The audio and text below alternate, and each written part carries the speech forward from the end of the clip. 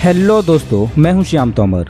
ये तो हम सब जानते हैं कि इस धरती पर बड़े बड़े दैत्याकार डायनासोर राज कर चुके हैं, जो करीब 6.5 करोड़ साल पहले धरती पर आई एक महाप्रलय में खत्म हो गए। लेकिन क्या आपने कभी सोचा है कि डायनासोरों के खत्म होने के 1 मिनट बाद इस धरती पर क्या हुआ था? ये जानने के लिए हमें समय में पीछे जाना होगा और उस प्रलय के दिन को अनुभव करना होगा। तो चलिए चलते हैं अभी से 6.5 करोड़ साल पहले पृथ्वी के अतीत में। 21वीं सदी से 6.5 करोड़ साल पहले ये हैं विशालकाय डायनासोर। इस धरती पर अभी इन्हीं का राज चल रहा है। ये जब चलते हैं तो धरती मानो कांपने लगती है। ये विशालकाय प्रजाति पिछले 14 करोड़ सालों से इस धरती पर राज करती आ रही है। इनमें से कुछ डायनासोर शाकाहारी हैं तो कुछ मांसाहारी, तो कुछ बड़े ही हिंसक स्वभाव के हैं। लेकिन पृथ्वी के इस शांत माहौल में ये बड़े ही खुशहाल तरीके से अपना जीवन यापन कर रहे हैं। लेकिन इनकी किस्मत अभी से 10 करोड़ साल पहले ही लिखी जा चुकी थी। अभी से 10 करोड़ साल पहले सुदूर अंतरिक्ष में एक चट्टान भटक रही थी। अंतरिक्ष में भटकती वो चट्टान सूर्य की ओर खींची चली आ रही थी। करोड़ों साल के सफर के बाद अब इस चट्टान को एक बाधा को पार करना था, ताकि ये सूर्य तक आसानी से पहुंच जाए। और वो बाधा थी धरती से 20 करोड़ मील दूर मंगल और बृहस्पति ग्रह के बीच मौजूद एस्ट्रॉयड बेल्ट। लेकिन समय को कुछ और ही मंजूर था। अंतरिक्ष में भटक रही वो चट्टान एस्ट्रॉयड बेल्ट में एक दूसरी बड़ी चट्टान से जा टकराई। इस टक्कर के बाद एस्ट्रॉयड बेल्ट में घूम रही उस बड़ी चट्टान का पाथ बदल गया और वो 22,000 मील प्रति घंटे की रफ्तार से पृथ्वी की ओर बढ़ने लगती है। काश उस चट्टान की एस्ट्रॉयड बेल्ट में मौजूद इस चट्टान से टक्कर न होती तो ये चट्टान पृथ्वी की तरफ कभी न जाती। खैर, ये चट्टान बड़ी तेज रफ्तार से पृथ्वी की ओर बढ़ रही है।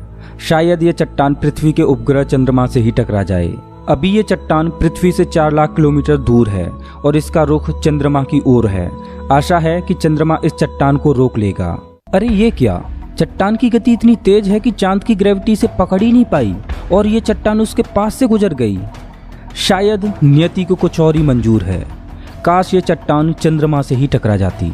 40 किलोमीटर के व्यास वाली ये चट्टान बड़ी ही तेज गति से हर क्षण पृथ्वी की ओर बढ़ रही है। अब पृथ्वी ने इस चट्टान पर अपना असर दिखाना शुरू कर दिया है। पृथ्वी की ग्रेविटी की वजह से इस चट्टान की रफ्तार और बढ़ चुकी है, जो कि 70,000 किलोमीटर प्रति घंटा हो गई है। अब ये चट्टान पृथ्वी के वायुमंडल में प्रवेश कर गई है। काश ये चट्टान छोटी होती तो वायुमंडलीय घर्षण इसे जमीन पर पहुंचने से पहले ही खत्म कर देता। लेकिन ये चट्टान बहुत बड़ी है। शायद पृथ्वी का वायुमंडल इसे पूरी तरह से खत्म नहीं कर पाएगा। वायुमंडल ने अपना काम शुरू कर दिया है और चट्टान पर घर्षण बल लगाना शुरू कर दिया है, जिस वजह से ये चट्टान आग के गोले में बदल गई है। ये बड़ी ही तेज गति से पृथ्वी की ओर बढ़ रही है। इसकी रफ्तार इतनी तेज है कि इसने सिर्फ 4 मिनट में ही अटलांटिक महासागर को पार कर लिया है। इसकी चमक इतनी तेज है कि धरती पर मौजूद जो भी जीव इसको देख रहा है वो इसकी चमक से तुरंत अंधा हो जा रहा है। तेज गति से बढ़ता हुआ ये उल्का पिंड सिर्फ अपनी चमक ही नहीं छोड़ रहा, बल्कि ये बहुत तेज गर्मी भी दे रहा है, जिसको पृथ्वी पर मौजूद ये जीव सहन ही नहीं कर पा रहे। मैक्सिको की खाड़ी के पास ये एस्ट्रॉयड बड़ी ही तेज गति से धरती से टकराता है। ये टक्कर इतनी भयंकर है कि लगभग 35,000 डिग्री सेल्सियस ऊर्जा वाला विस्फोट होता है।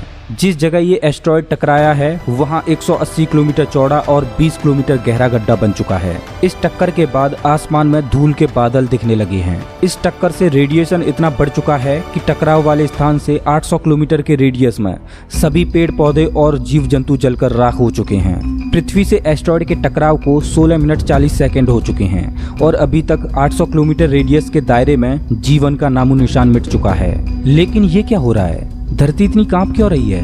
ओह, ये टकराव इतना भयंकर है कि 16 मिनट 40 सेकंड बाद धरती के अंदर 11.1 इंटेंसिटी वाली भूकंपीय तरंगें उठने लगी हैं। पूरी पृथ्वी पर भयंकर भूकंप आने की वजह से समुद्र में बड़ी बड़ी लहरें उठने लगी हैं, जिसकी वजह से सुनामी की ऊंची ऊंची लहरें बचे कुछ जीवन को भी अपनी चपेट में ले रही हैं। भूकंपीय तरंगों ने सभी सक्रिय ज्वालामुखियों को दहका दिया है, जिस वजह से पृथ्वी के हर एक कोने में मौजूद डायनासोरों सहित सभी प्रजातियां खत्म होने लगी हैं। फिलहाल जो डायनासोर उड़ सकते हैं वो जमीनी खतरों से बचकर आसमान में उड़ रहे हैं। टकराव को अभी तक 40 मिनट हो चुके हैं। धरती पर चारों ओर महाप्रलय फैली हुई है। सिर्फ इन 40 मिनटों में ही इस पर आधे से ज्यादा जीवन खत्म हो चुका है।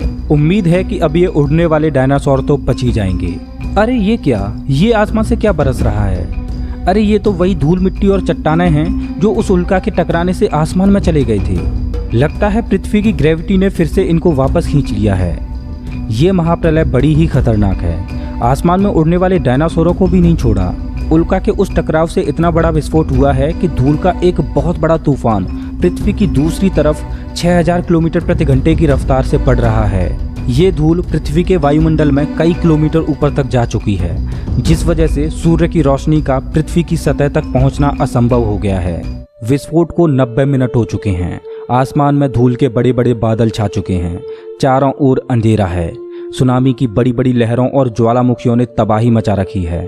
पृथ्वी का तापमान 200 डिग्री सेल्सियस तक पहुंच चुका है, जिस वजह से पृथ्वी पर जो इलाके उल्का के प्रभाव से अछूते रहे थे, अब वहां पर मौजूद डायनासोर भी इस धरती से अलविदा लेने लगे हैं। 14 करोड़ सालों तक इस धरती के हवा पानी में जीने वाले ये डायनासोर अब इस धरती को हमेशा हमेशा के लिए छोड़ चुके हैं। साथ ही पृथ्वी की 75% से ज्यादा प्रजातियां भी इस धरती से हमेशा के लिए गायब हो चुकी हैं। लेकिन यही नियति है। सृष्टि का सृजन ऐसे ही होता है।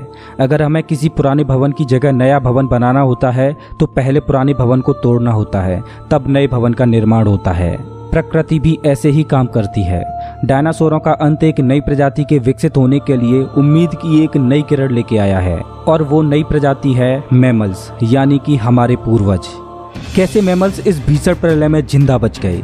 कैसे मैमल्स विकसित होते हुए आज के बुद्धिमान इंसान बन गए? जानना चाहते हो इन सवालों के जवाब? तो इसके लिए सेकंड पार्ट का लिंक आपको डिस्क्रिप्शन बॉक्स में मिल जाएगा। आप इसका दूसरा पार्ट देख सकते हो। वैसे दोस्तों, आप हमारा वीडियो कौन से शहर से देख रहे हो? प्लीज कमेंट करके हमें जरूर बताएं। अगर आपको ये वीडियो अच्छा लगा हो तो लाइक करें और ऐसे ही मजेदार वीडियोज के लिए चैनल को सब्सक्राइब करें, साथ ही बेल आइकन दबाएं।